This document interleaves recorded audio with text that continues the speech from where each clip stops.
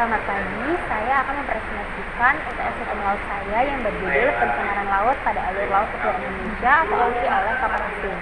Sebelum saya menjelaskan lebih lanjut, perkenalkan nama saya Jessica Adelina, NIM saya 1810611136. Yang pertama, Indonesia adalah negara kepulauan. Indonesia adalah negara kepulauan terbesar di dunia. Karena adanya sifat yang terbuka, maka laut juga dianggap sebagai warisan bersama umat manusia. Sehingga hampir setiap negara merasa berhak untuk melintasi dan memanfaatkan lautan bagi kepentingannya. Asumsi tersebut tentu dapat menjadi sumber konflik yang potensial apabila tidak diatur melalui peraturan hukum laut internasional.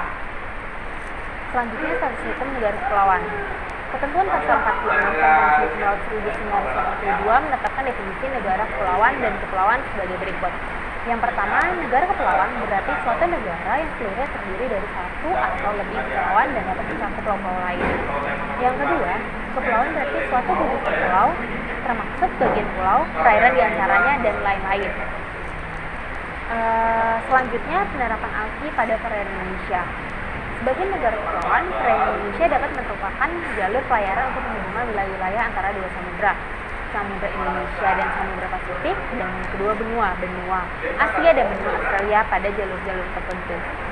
Setelah ratifikasi Konvensi Hukum Laut 1982 melalui Undang-Undang Nomor 17 Tahun 1985, tanggal 3 Desember 1985, maka Indonesia mulai memikirkan dan berusaha untuk menetapkan alur-alur laut kepulauan Indonesia, yaitu ALKI, melalui perairan Nusantara Indonesia. Saya akan memberikan contoh kasus pencemaran laut di ALKI oleh kapal asing dan penyelesaiannya. Pemerintah berkoordinasi untuk menerapkan aturan penindakan terhadap kapal-kapal yang membuang limbah minyak di perairan Indonesia. Aturan ini direncanakan mulai diterapkan 1 November mendatang. Koordinasi tersebut dipimpin oleh Menteri Koordinator Bidang Kemaritiman Luhut Binsar Panjaitan di Jakarta Timur. Hari Jumat tanggal 4 bulan 10. Rapat koordinasi digelar untuk penyelesaian kasus tumpahan minyak ilegal di Batam dan Bintan dan dengan sejumlah pemangku kepentingan terkait. Insya Allah tanggal 1 November nanti SOP akan kita jalankan, kata Direktur Jenderal Pengelolaan Ruang Laut Kementerian Kelautan dan Perikanan Brahmantia Satyamurti Purwadi. Brahmantia menjelaskan standar operasional prosedur itu nantinya akan menjadi payung hukum berbentuk peraturan Menko Kemaritiman. KPPI sendiri, lanjut dia, memiliki satelit yang nantinya bisa dikoordinasikan dengan satelit milik Lapan dan TNI Angkatan Laut dengan pengawasan tertentu. Kita buat agar penyelesaian multidor untuk masalah pembuangan minyak ini, larangan membuang minyak lego jangkar kita atur dalam SOP, katanya. Panglima Komando Armada 1 TNI Angkatan Laut Laksamana Muda TNI Widu Margono menjelaskan pihaknya sebenarnya telah menindak kapal-kapal asing yang melakukan lego jangkar di teritorial Indonesia. Sesuai undang-undang yang ada, kapal tidak diperkenankan melakukan lego jangkar tanpa izin. Aksi tersebut juga disinyalir menjadi salah satu indikasi kapal membuang limbah minyak mereka ke perairan Indonesia.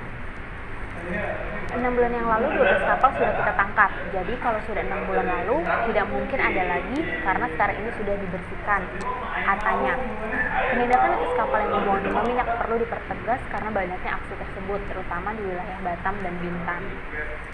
Karena jasa pembersihan tangki minyak di kapal mahal karena diperlukan pengolahan lanjutan, banyak kapal membuang limbah dan minyak mereka di laut melalui jasa pembersih tangki ilegal.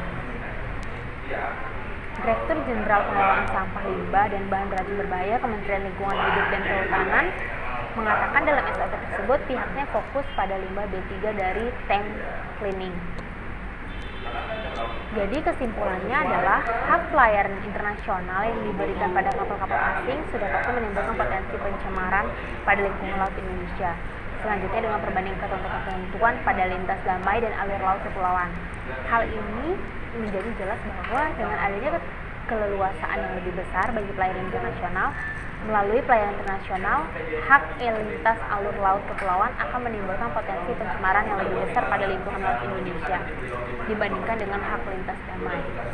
Indonesia telah mengimplementasikan hak lintas kapal asing melalui perairan kepulauan Indonesia melalui Undang-Undang Nomor 6 Tahun 1996 dan 2 peraturan pemerintah pelaksanaannya, yaitu PP Nomor 36 Tahun 2002 dan PP Nomor 37 Tahun 2002. Secara umum, ketentuan tersebut merupakan perumusan atau atau penjabaran ketentuan-ketentuan Konvensi Hukum Laut 1982 yang di dalamnya ada beberapa hal yang perlu disesuaikan dan diatur lebih lengkap. Berikut presentasi UTS Hukum Laut saya. Jika ada kekurangan kata dan lainnya, mohon maaf. Selamat pagi.